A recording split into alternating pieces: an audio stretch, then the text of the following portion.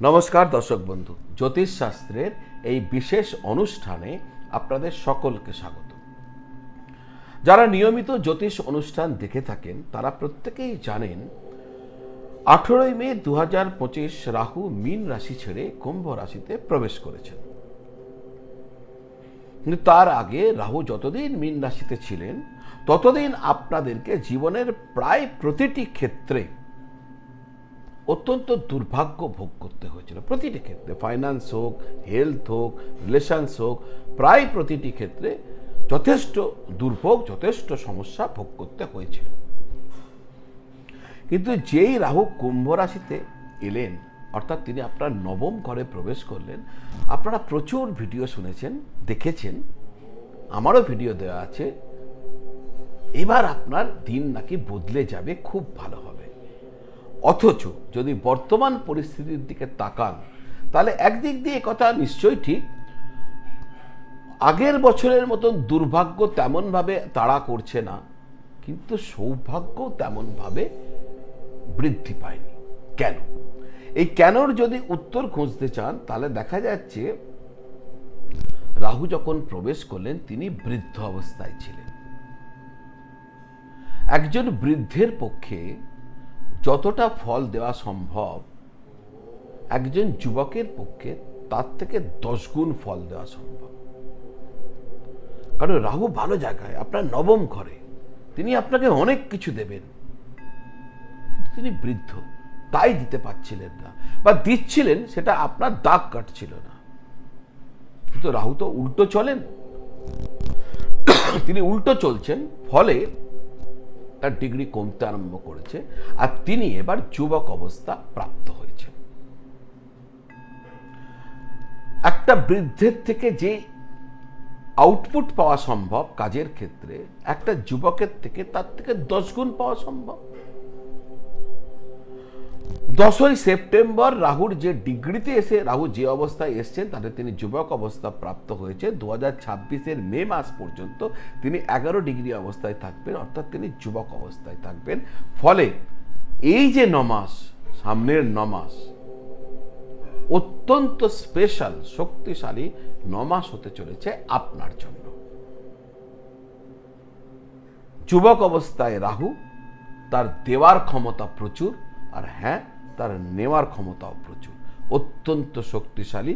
তাই আমি বলছি রাহু জেগে উঠেছেন, জাগ্রত রাহু। মিথুন রাশির ক্ষেত্রে এই জাগ্রত যুবক অবস্থার রাহু কি পরিণাম নিয়ে আসতে চলেছে, এটা আমার আলোচনার বিষয়। দর্শক বন্ধু, মূল আলোচনায় যাবার আগে আপনারা যারা আপনাদের জন্মপত্রিকা আমাকে দেখাতে চাইছেন, জ্যোতিষীয় কোনো প্রতিকার প্রতিবিধান নিয়ে জানতে চাইছেন, জ্যোতিষীয় কোনো বিষয় নিয়ে জিজ্ঞাসা করতে চাইছেন, তাহলে আপনারা ঘরে বসেই, আপনাদের ঘরে বসেই অনলাইন ভিডিও কল বা টেলিফোন কল যেমন চাইবেন তার মাধ্যমে, অর্থাৎ অনলাইনের মাধ্যমে আমার সাথে যোগাযোগ করতে পারেন। আর যদি মনে করেন সরাসরি আমার চেম্বারে এসে যোগাযোগ করবেন, সেটাও করতে পারেন।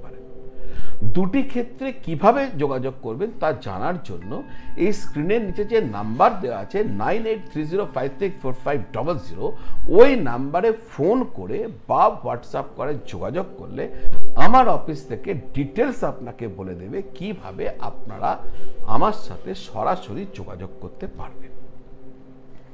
দর্শক বন্ধু, আসা যাক এবার মূল আলোচনায়। মিথুন রাশির ক্ষেত্রে রাহু মহারাজ বর্তমানে নবম ঘরে রয়েছেন, আর তিনি যুবক অবস্থায় রয়েছেন, অর্থাৎ তিনি যুবক অবস্থা প্রাপ্ত হয়ে আপনার ভাগ্যের ঘরে অবস্থান করছেন। এতদিন পর্যন্ত ভাগ্য আপনাকে তেমন ভাবে সাহায্য করছিল না, কিন্তু এবার সময় এসছে রাহু আপনার ভাগ্যকে, ভাগ্যের ক্ষেত্রে প্রচুর সাহায্য করতে চলেছে।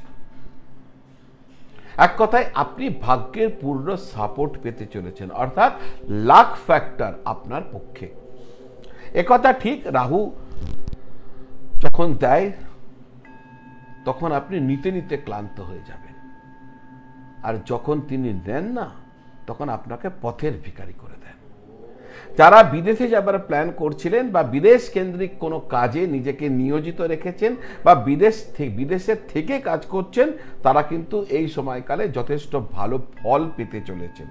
পিতার সাথে অথবা পৈতৃক কোনো বিষয় নিয়ে যদি কোনো বাদ বিবাদ বা কোনো ধরনের সমস্যা চলছিল, এই সময়কালে সেই সমস্যার সমাধান আপনি দেখতে পাবেন।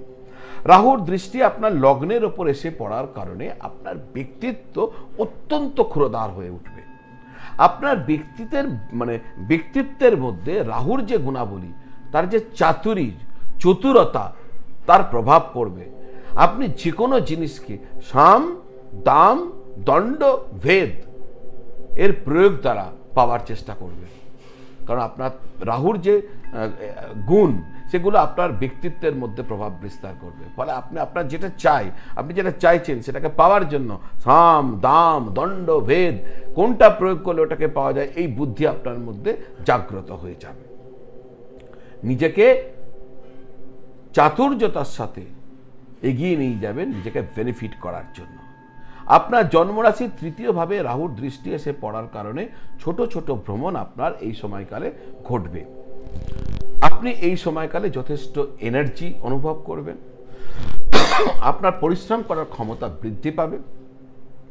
আপনার ছোট ভাইদের সাথে আপনার সম্পর্ক যথেষ্ট ভালো থাকবে। যারা কমিউনিকেশনসের সাথে কোনো কাজে জড়িয়ে রয়েছেন, যারা কমিউনিকেশনস নিয়ে কাজকর্ম করছেন, যারা সোশ্যাল মিডিয়াতে কোনো কাজকর্ম করছেন, তাদের জন্য এই সময়কাল অতি ভালো হতে চলেছে। এরপর যেটা অত্যন্ত গুরুত্বপূর্ণ ঘটনা হচ্ছে, আপনার রাশির নবম ঘরে বসে রাহু মহারাজ তার দৃষ্টি পঞ্চম ঘরে দিয়েছেন। আপনার পূর্ব পুণ্য জাগ্রত হয়ে যাবে। কোনো না কোনো মাধ্যম দ্বারা হঠাৎ আপনার জীবনে অর্থ আসার প্রবল সম্ভাবনা দেখা দিতে পারে।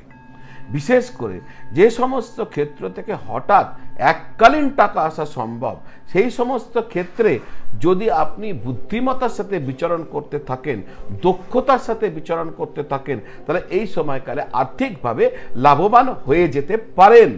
যারা পড়াশোনা করছেন সেই সমস্ত ছাত্রছাত্রীদের জন্য এই সময়কাল যথেষ্ট অনুকূল হয়ে উঠবে। আপনারা আপনাদের পড়াশোনার দিকে অগ্রগতি দেখতে পাবেন।